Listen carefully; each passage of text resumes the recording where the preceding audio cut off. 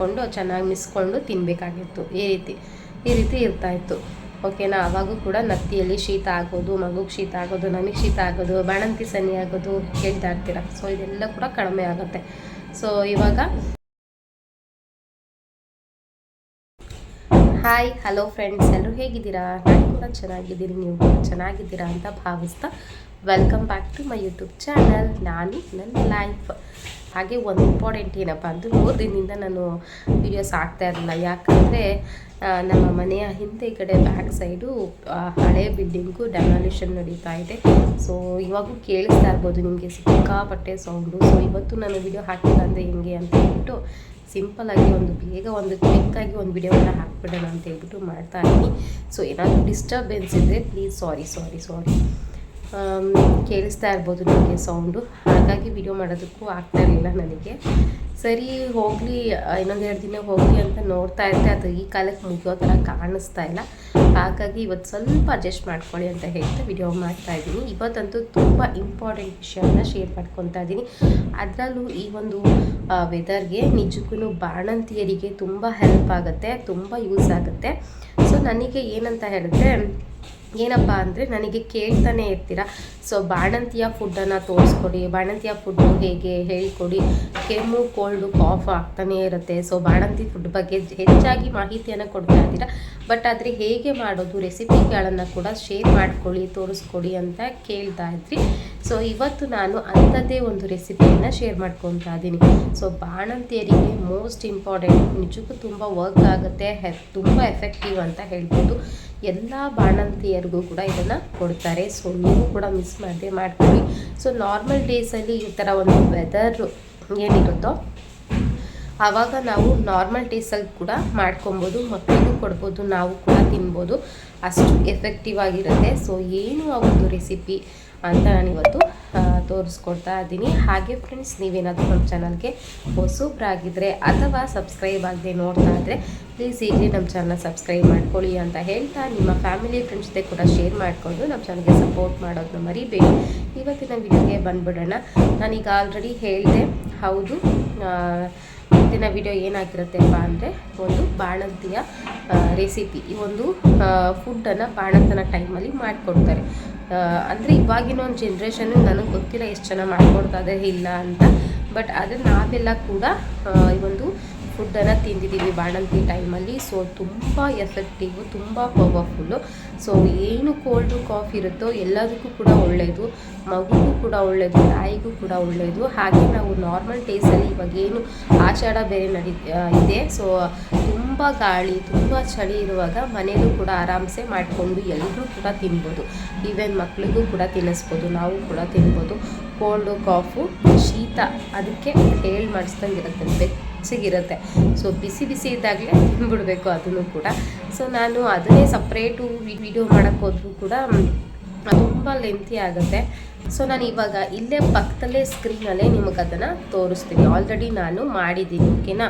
ಈ ಒಂದು ರೆಸಿಪಿಯನ್ನು ಮನೆಯಲ್ಲಿ ಮಾಡಿದ್ದೀನಿ. ಸೊ ನಿಮಗೂ ಕೂಡ ಯೂಸ್ ಆಗಲಿ, ನೀವು ಕೇಳ್ತಾ ಇದ್ರಿ ಬಾಣಂತಿ ರೆಸಿಪಿ ಕೂಡ ಶೇರ್ ಮಾಡ್ಕೊಳ್ಳಿ ಅಂತ ಕೇಳ್ತಾ ಇದ್ದೆ ಅನ್ನೋ ಉದ್ದೇಶಕ್ಕೆ ನಾನಿವಾಗ ಇಲ್ಲಿ ಅದನ್ನೇ ಈ ಸ್ಕ್ರೀನಲ್ಲಿ ಶೇರ್ ಮಾಡ್ತೀನಿ. ಇವಾಗ ಇಲ್ಲೇ ಹಾಕ್ತೀನಿ, ಇಲ್ಲೇ ಕಾಣಿಸೋ ರೀತಿ ಹಾಕ್ತೀನಿ ಇವಾಗ ನಾನು. ಸೊ ಜಸ್ಟ್ ನಾವು ಸಿಂಪಲಾಗಿ ಫಸ್ಟಿಗೆ ಅನ್ನ ಮಾಡಿಟ್ಕೊಂಡ್ಬಿಡ್ಬೇಕು, ಓಕೆನಾ. ಅನ್ನ ಮಾಡಿಟ್ಕೊಂಡ್ಬಿಟ್ಟು ಆಮೇಲೆ ಒಂದು ಬಾಣಲಿಗೆ ಸಾಸಿವೆ, ಎಣ್ಣೆ, ಯೂಶಲಿ ಎಣ್ಣೆ ಹಾಕ್ತೀವಿ. ಸೊ ಎಣ್ಣೆ ಹಾಕ್ಕೊಂಡು ಸಾಸಿವೆ ಹಾಕ್ಕೋಬೇಕು. ಮೇಯ್ನಾಗಿ ಬಾಣಂತಿಯರು, ಸೊ ನಾವು ನಾರ್ಮಲಿ ಇರೋದಕ್ಕೆ ನಾವು ನಾರ್ಮಲ್ ಡೈಲಿ ಬಳಸೋ ಎಣ್ಣೆಯನ್ನು ಹಾಕಿದ್ದೀನಿ.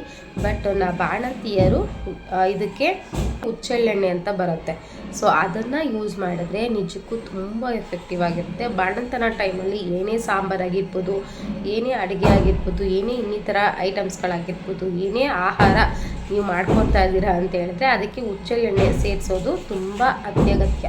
ಸೊ ನಾವೆಲ್ಲ ಊರುಗಳ ಕಡೆಯಿಂದ ತೊಗೊಬಂದು ಯೂಸ್ ಮಾಡ್ಕೊಂಡಿದ್ದು. ಸೊ ಬೆಚ್ಚಗಿರುತ್ತೆ ಮೈ ಕೂಡ. ಹಾಗೆಯೇ ಬಾಣಂತಿಯ ಟೈಮಲ್ಲಿ ಎಕ್ಸಸ್ ಆಫ್ ಕೊಬ್ಬು ಏನು ಇರುತ್ತೋ ಅದೆಲ್ಲ ನೀರಿನಲ್ಲಿ ಕರಗುತ್ತೆ, ಮೈ ಕರಗಿಸುತ್ತೆ ಅಂತ ಹೇಳ್ತಾರೆ ದೊಡ್ಡವರು. ಸೊ ಅದಕ್ಕೋಸ್ಕರ ಬಾಣಂತಿಯರಿಗೆ ಹುಚ್ಚೆಳ್ಳೆಣ್ಣೆನೇ ಬಳಸೋವಂಥದ್ದು. ಹೆಚ್ಚಾಗಿ ಹಾಕೊಬಾರ್ದು, ಎಷ್ಟು ಬೇಕೋ ಸ್ವಲ್ಪ ಅಷ್ಟನ್ನು ಹಾಕೊಬೋದು. ಆ ಎಣ್ಣೆ ಮತ್ತು ಉಪ್ಪು ಮೆಣಸು ಕೂಡ ಹಾಕ್ಕೊಂಡು ಬಿಸಿ ಬಿಸಿ ಅನ್ನಕ್ಕೆ ಊಟ ಕೂಡ ಮಾಡ್ಬೋದು, ಆ ರೀತಿ ಕೂಡ ಮಾಡ್ಬೋದು. ಮೈ ನೀರು ತುಂಬ ಚೆನ್ನಾಗಿ ಇಳಿಯುತ್ತೆ ಬಾಣಂತಿಯರಿಗೆ. ಸೊ ಇವಾಗ ಎಣ್ಣೆ ಸ್ವಲ್ಪ ಕಾದ್ಮೇಲೆ ಸಾಸಿವೆ ಮತ್ತು ಅದಕ್ಕೆ ಜೀರಿಗೆ, ಆಮೇಲೆ ಬೆಳ್ಳುಳ್ಳಿ, ಬೆಳ್ಳುಳ್ಳಿ ಸ್ವಲ್ಪ ಜಾಸ್ತಿನೇ ಹಾಕ್ಕೊಳ್ಳಿ. ಬೆಳ್ಳುಳ್ಳಿ, ಸಾಸಿವೆ, ಜೀರಿಗೆ ಹಾಕ್ಬಿಟ್ಟು ಒಂದೆರಡು ಒಣಗಿದ ಮೆಣಸಿನ್ಕಾಯಿ ಹಾಕ್ಬಿಟ್ಟು ಸ್ವಲ್ಪ ಕರಿಬೇವನ್ನು ಹಾಕ್ಬಿಟ್ಟು ಫ್ರೈ ಮಾಡಿಕೊಂಡು ಆಮೇಲೆ ಮಾಡಿರೋ ಅನ್ನವನ್ನು ಅದಕ್ಕೆ ಹಾಕ್ಕೊಂಡು ಅದ್ರ ಮೇಲೆ ಮೆಣಸಿನ ಪುಡಿಯನ್ನು ಹಾಕಬೇಕು. ಫಸ್ಟಿಗೆ ಎಣ್ಣೆಗೆ ಹಾಕಬಾರ್ದು. ಅನ್ನದ ಮೇಲೆ, ಅನ್ನದ ತಲೆ ಮೇಲೆ ಅಂತ ಹೇಳ್ತಾರಲ್ಲ, ಹಾಗೆ ಅನ್ನದ ಮೇಲೆ ಮೆಣಸಿನ ಪುಡಿನೂ ಸ್ವಲ್ಪ ಜಾಸ್ತಿ ಹಾಕ್ಕೊಳ್ಳಿ. ಮೆಣಸಿನ ಪುಡಿಯನ್ನು ನಾನು ಸ್ವಲ್ಪ ಹಾಕಿದ್ದೀನಿ, ಯಾಕಂದರೆ ಮಕ್ಕಳಿದ್ದಾರೆ. ಸೊ ಹಾಗಾಗಿ ನಾನು ಜಾಸ್ತಿ ಖಾರ ಮಾಡ್ಕೊಂಡಿಲ್ಲ. ಬೆಳ್ಳುಳ್ಳಿ, ಮೆಣಸಿನ ಪುಡಿಯೆಲ್ಲ ಜಾಸ್ತಿ ಹಾಕ್ಕೊಳ್ಳಿ. ನಾನು ಸ್ವಲ್ಪ ಹಾಕ್ಕೊಂಡಿದ್ದೀನಿ. ಮೆಣಸಿನ ಪುಡಿಯನ್ನು ಚೆನ್ನಾಗಿ ಮನೆಯಲ್ಲೇ ಪೌಡ್ರ್ ಮಾಡಿ ಇಟ್ಕೊಳ್ಳಿ. ನೋಡಿ ನಾನು ತೋರಿಸ್ತಾ ಇದ್ದೀನಿ, ಮನೆಯಲ್ಲೇ ಪೌಡ್ರ್ ಮಾಡಿ ಇಟ್ಕೊಂಡಿರೋವಂಥದ್ದು ಇದು. ಸೊ ಅದನ್ನು ಅನ್ನದ ತಲೆ ಮೇಲೆ ಹಾಕ್ತಾಯಿದ್ದೀನಿ. ಓಕೆನಾ? ಹೊರಗಡೆಯಿಂದ ತರೋದು ಅಷ್ಟು ಚೆನ್ನಾಗಿರೋದಿಲ್ಲ. ಸೊ ಮನೆಯಲ್ಲೇ ಕುಟ್ಟಿ ಪುಡಿ ಮಾಡಿ ಅದನ್ನು ಇವಾಗ ಹಾಕ್ತಾಯಿದ್ದೀನಿ. ಅಲ್ಲಿಂದ ಅಲ್ಲೇ ಪುಡಿ ಮಾಡಿಕೊಂಡು ಫ್ರೆಶ್ ಆಗಿ ಹಾಕ್ಕೊಂಡಿದ್ದೀನಿ. ಸೊ ಘಮ ಘಮ ಅಂತ ಚೆನ್ನಾಗಿರುತ್ತೆ ಸ್ಮೆಲ್ಲು. ಸೊ ಇದನ್ನು ಅನ್ನದ ಮೇಲೆ ಹಾಕಿ ಒಂದು ಮಿಕ್ಸ್ ಕೊಟ್ಟು ರುಚಿಗೆ ತಕ್ಕಷ್ಟು ಉಪ್ಪನ್ನು ಹಾಕ್ಕೊಂಡು, ಮೊದಲೇ ಅನ್ನಕ್ಕೆ ಉಪ್ಪು ಹಾಕಿರ್ತೀವಿ, ಸೊ ನೋಡಿಕೊಂಡು ಒಂದೊಂದು ಚೂರು ಹಾಕ್ಕೊಂಡು ಮಿಕ್ಸ್ ಮಾಡಿಕೊಂಡು ಬಿಸಿ ಬಿಸಿ ಬಿಸಿ ಬಿಸಿ ಹಾರೋಕ್ಕೂ ಮುಂಚೆ ಬಿಸಿ ಬಿಸಿ ಬಿಸಿ ತಿಂದ್ಬಿಟ್ರೆ ಎಂಥ ಶೀತ, ಕೆಮ್ಮು, ನೆಗಡಿ ಇದ್ರೂ ಫಸ್ಟ್ ಕ್ಲಾಸಾಗಿ ರಿಲೀಫನ್ನು ಕೊಟ್ಬಿಡುತ್ತೆ. ಎಷ್ಟು ನನಗೆ ತುಂಬ ಇಷ್ಟ. ಆವಾಗ ಬಾಣಂತನದಲ್ಲಂತೂ ಈ ಒಂದು ಅನ್ನ ಅಂದರೆ ನಂಗೆ ತುಂಬ ಇಷ್ಟ. ಏನು ಬೇಡಕ್ಕೆ ಇರ್ತಿರ್ಲಿಲ್ಲ ನನಗೆ. ಅದೊಂದು ಅನ್ನ ಕೊಟ್ಬಿಟ್ರೆ ಸಾಕಾಗಿರ್ತಿತ್ತು, ಬಾಣಂತಿ ಅನ್ನ. ಸೊ ಮೆಣಸು, ಜೀರಿಗೆ, ಬೆಳ್ಳುಳ್ಳಿ ಎಲ್ಲ ಹಾಕಿ ಮೆಣಸನ್ನ ಅಂತ ಹೇಳಿ ಮಾಡ್ಕೊಳ್ತಾರೆ. ಮೆಣಸು ಅನ್ನ ಎಲ್ಲ ಅಂದರೆ ಒಗ್ಗರಣೆ ಅಂತ ಹೇಳ್ತಾರೆ. ಓಕೆನಾ? ಅನ್ನದ ಒಗ್ಗರಣೆ ಅಂತ ಹೇಳ್ಬಿಟ್ಟು. ಸೊ ತುಂಬ ಚೆನ್ನಾಗಿರುತ್ತೆ. ಸೊ ಬಿಸಿ ಬಿಸಿ ಬಿಸಿ ತಿಂದ್ಬಿಟ್ರೆ ಆರಾಮಾಗಿ ತಿಂದ್ಬಿಟ್ಟು ಒಂದು ಲೋಟ ಕಾಫಿನೋ ಇಲ್ಲಂತೆ ನೀರೋ ಏನೋ ಬಿಸಿ ಬಿಸಿ ನೀರು ಕುಡಿದ್ಬಿಟ್ಟು ಮಲ್ಕೊಂಬಿಟ್ರೆ ಮೈಯಲ್ಲಿ ಇರೋ ನೀರೆಲ್ಲ ಚೆನ್ನಾಗಿ ಇಳಿಯುತ್ತೆ. ಸೊ ಆ ರೀತಿ ನಮಗೆ ಇದ್ದಿತ್ತು. ಬೆಳಗ್ಗೆ ಹೊತ್ತು ನಾಷ್ಟಕ್ಕೆ ಆ ರೀತಿ ಮಾಡ್ಕೊಡ್ತಿದ್ದು ತಲೆಗೆ ಸ್ನಾನ ಮಾಡಿದಾಗ. ಮತ್ತು ಇನ್ನೊಂದೇನು ಅಂದರೆ ತಲೆಗೆ ಸ್ನಾನ ಮಾಡಿದಾಗ ಉಪ್ಪು, ಮೆಣಸು, ಅನ್ನ ಮತ್ತು ಹುಚ್ಚೆಳ್ಳೆಣ್ಣೆ, ಉಪ್ಪು, ಮೆಣಸು, ಅನ್ನ, ಹುಚ್ಚೆಳ್ಳೆಣ್ಣೆ ಹಾಕ್ಕೊಂಡು ಚೆನ್ನಾಗಿ ಮಿಸ್ಕೊಂಡು ತಿನ್ನಬೇಕಾಗಿತ್ತು. ಈ ರೀತಿ ಇರ್ತಾಯಿತ್ತು. ಓಕೆನಾ? ಆವಾಗೂ ಕೂಡ ನತ್ತಿಯಲ್ಲಿ ಶೀತ ಆಗೋದು, ಮಗುಗೆ ಶೀತ ಆಗೋದು, ನಮಗೆ ಶೀತ ಆಗೋದು, ಬಾಣಂತಿ ಸನಿ ಆಗೋದು ಹೇಳ್ತಾ ಇರ್ತೀರ. ಸೊ ಇದೆಲ್ಲ ಕೂಡ ಕಡಿಮೆ ಆಗುತ್ತೆ. ಸೊ ಇವಾಗ ರೆಡಿ ಆಗಿದೆ. ಇದನ್ನು ಬಿಸಿ ಬಿಸಿ ತಿಂದ್ಬಿಟ್ರೆ ಮುಗೀತು. ಸೊ ಬಾಣಂತಿಯನ್ನು ಅಂದರೆ ಇದೇನೆ. ಸೊ ನೀವೇನಾದರೂ ಇನ್ನೂ ಮಾಡ್ಕೊಂಡಿಲ್ಲ ಅಂತ ಹೇಳಿದ್ರೆ ಆರಾಮ್ಸೆ ಮಾಡಿಕೊಂಡು ತಿನ್ನಿ.